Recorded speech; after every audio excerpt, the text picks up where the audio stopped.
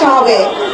কেন ভাই আমরা আমাদের কর্মদক্ষতা বাড়িয়ে সেটাকে কেন 12 ঘন্টায় করতে পারি না? যেই নারীরা কর্মক্ষেত্রে আছে তাদেরকে রাষ্ট্রীয় সহায়তায় তাদের পরিবারের দায়িত্ব নিয়ে তাদেরকে আরো ভালো কাজ করার ক্ষেত্রে, ন্যায্য মজুরি আদায়ের ক্ষেত্রে কেন আমরা অনুপ্রাণিত করতে পারি না?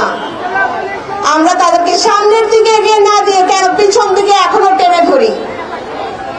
আমরা জানি একটা ভয়ঙ্কর রকম বিশাল শক্তি যেটা আমাদেরকে দমিয়ে রাখতে চায়, আমাদেরকে কর্মদক্ষতার সেই জায়গায় পৌঁছতে দিতে চায় না।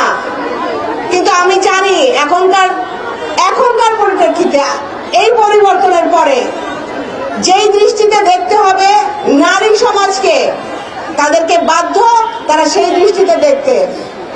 তাদেরকে কেউ এখতিয়ার দেয়নি, কাউকে অধিকার দিয়েছে যে একজন পুরুষের ক্ষেত্রে 4টা বিবাহ করা যাবে। এই এখতিয়ার কি আমার বোনরা দিয়েছে কাউকে? এই সমাজ আমরা চাই না, কোনো সমাজ ব্যবস্থায় এদের কোনো জায়গাও আমরা দিতে চাই না। আমাদের পক্ষ থেকে আমরা বলতে চাই, নারীর প্রতি যে সহিংসতা হচ্ছে, যে অত্যাচার করা হচ্ছে, সেটার জন্য এই পুরুষতান্ত্রিক সমাজ ব্যবস্থায় এখনো কেন সোচ্চার হয় না? কেন আমরা একটা মেয়ে রাতে রাস্তা দিয়ে যাওয়ার সময় তার নিরাপত্তা প্রত্যেক পাড়ায় মহল্লায় দায়িত্ব নিয়ে কেন নিশ্চিত করতে পারি না? এখনো পর্যন্ত এলাকায় মহল্লায় পাড়ায় নারীদের কি সমস্যা হচ্ছে সেটা নিয়ে কোনো অভিযোগ বাক্স হয়নি। আমি বাংলাদেশ জাতীয়তাবাদী দলকে ধন্যবাদ জানাই, আমাদের অ্যাক্টিং চেয়ারম্যান জনাব তারেক রহমানকে ধন্যবাদ জানাই।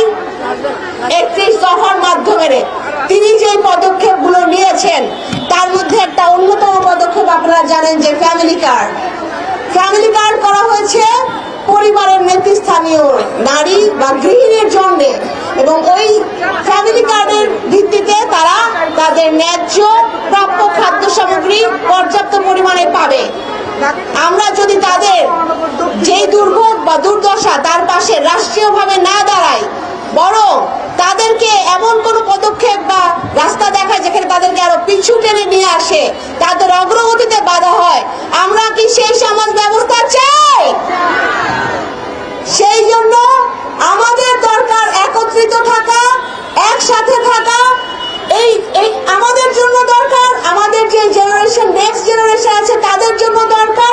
এবং শুধুমাত্র রাজনৈতিক অধিকারের ক্ষেত্রে না, সামাজিক অধিকারের ক্ষেত্রে, অর্থনৈতিক দিক দিয়ে প্রত্যেক ক্ষেত্রে নারীদেরকে কর্মক্ষম করার জন্য আমরা জানি অনলাইন প্ল্যাটফর্মে এখন অনেক কাজের সুযোগ।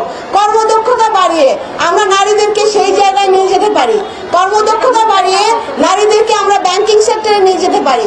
অনেক জায়গা আছে যেখানে আমার বোনেরা মাথা উঁচু করে একটা বড় শক্তি হিসেবে দাঁড়াতে পারে।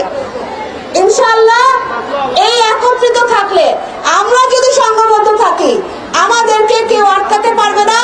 আমরা সফল হব, একটা গণতান্ত্রিক সমাজ ব্যবস্থা